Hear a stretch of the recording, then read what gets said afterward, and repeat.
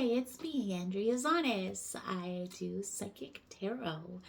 So I had an email that came in, and in the email, the lady was talking about how she's a medium and that she gets messages from people on the other side, but that sometimes it can be like really overwhelming because like she's getting all these messages coming in all the time, and that there's people that are like coming up to her on the street and these kinds of things. So I thought I would just pop on and discuss it because like maybe that there's one of you that has something similar that has happened to them.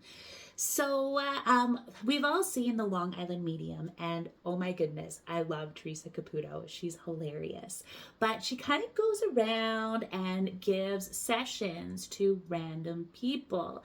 This is something that I don't do. My personal belief is that tapping into somebody's energy field without their permission is an invasion of privacy. So I don't do it. But that said, I'm much more of a psychic than I am a medium. So let's talk about the difference. So, being a psychic means that you get all of those lovely clairs, right? So, like, I get visions. Sometimes for me, these are visions that come forward around the future. It can be related to what's going on here, like in the present or sometimes the past. I'm also clair. So that's a clairvoyant. I'm also clairaudient, meaning that I'll get little messages that will pop in. Sometimes they're words, sometimes they're phrases that I hear. And then I'm also clairsentient, meaning that I get clear feelings that come forward in my body. So that helps me to be able to understand where a person's at, what they're going through, what's going on a mind level, heart level, soul level, what's going on in their work life or maybe in their relationship, like these kinds of things. So a medium is somebody that taps into the other side where people have crossed over. So, being that I was a psychic first, and that as I've continued to work, people just started to like show up for me, and if people show up, I'm happy to pass on messages, but I am absolutely not Teresa Caputo. She's really amazing. I get more like impressions of like who a person is. Every once in a while, I'll get like a word or I will get like a feeling, but I get a sense of who that person is. So if you do come to me for a reading and there's somebody that comes in with you, again, I'm happy to pass on messages, but I'm not primarily a medium. When I first started doing this work, I made a deal with my guides. And I told my guides that when I was open to receiving messages was when I have my cards out of the box. And when the cards go down on the table, I am open and ready to be able to receive messages, whether that be about the person that I'm reading for or about like people that have crossed over on the other side. But I made the deal that in my everyday life that I'm not open to that. And that's kind of a boundary that I was able to set with my energetic team and like with the universe. Why? Because I don't want to just be tapping into everybody else's energy field all the time. There's a lot going on in this world, and I love helping and I love what I do, but I also need to just go to the grocery store and make sure that my schedule is properly planned and have time for friends and family and all of those really great things. But there are some people that don't have that sense of control with their gift. So my suggestion would be, first and foremost, for those of you that are really sensitive or feel like you're open all the time, start calling in your energy field.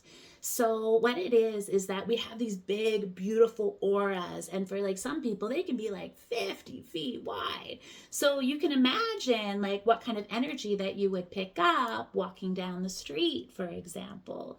So if you're going out and you know you're a sensitive person, start to call in your energy field so that you're bringing in your aura nice and close. And that way you're less likely to be bumping into the energy fields of other people. If you are intuitive, messages are going to want to come through. So there's a couple of different ways that you can deal with this. My suggestion would be set aside some time in your day where you are open to receiving messages. And in that time, you can think about like writing them down, or perhaps just like taking time to like be able to meditate, but giving spirit that opportunity to be able to connect and talk to you at a time that is right for you. Because for me, I don't want to be woken up at 2 a.m. by spirits that want to talk to me. I'm not open to that. I tell them to go away, and you should too. And that's the beautiful thing, is that in this world, we are the people that are inhabiting these physical bodies. Therefore, we are the ones that get to make the decision on when we are available to talk. But if you create that time and space where you're saying, yes, Spirit, this is the time to come in, then you are going to prevent any kind of like a psychic jam up, so to speak. The beautiful thing is that like psychic energy and creative energy, I feel like these two things are very similar. So you can use your psychic energy for like creation. So whether that's drawing or singing or dancing or whatever really like ignites that creative spirit within you, where you go into that place of like calm and peace and not thinking. And that's another way to be able to redirect that, like that psychic energy or that mediumship energy, is just by letting spirit know, hey, I'm not available right now, but you can come back at like this time, or we're going to work on this like beautiful project together, these kinds of things. So I really hope that that is helpful for you. If I would love to hear about like your experiences, if you are like more like sensitive or a psychic or a medium, and like let me know how this video resonated with you. So I hope that you have a wonderful, wonderful day. Lots of love to you. And I'm here if you need me. Okay? Bye.